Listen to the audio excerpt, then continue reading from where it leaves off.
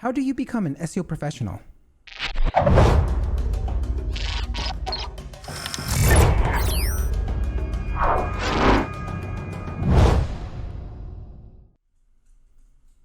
Hi, my name is Paul Andre de Vera, the host of the SEO video show, and in this segment, I ask SEO professionals every week on how to become an SEO expert.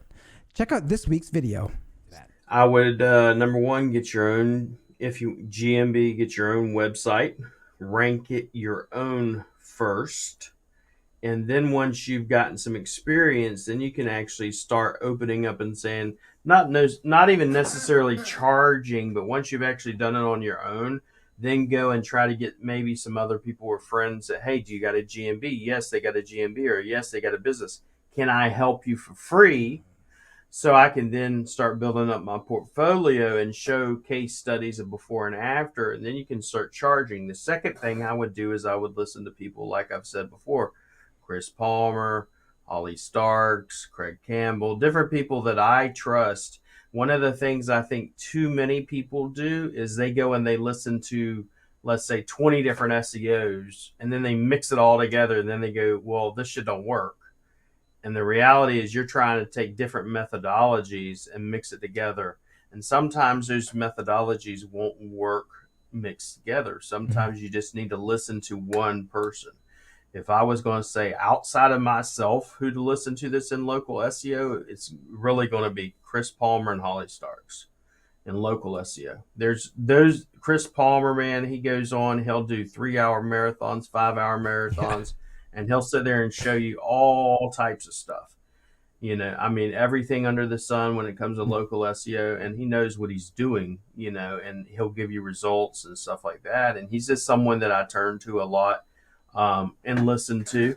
And, we didn't have that whenever I started 20 years ago. We didn't have anybody on YouTube saying, hey, let me show you how to do this or anything, so that's the benefit everybody has now that I didn't have, or I know Chris didn't have, and Craig didn't have, and nobody else had growing up. It was kind of, we had to go out there and do it ourselves. So that's the other big one I would give you is test, test, test.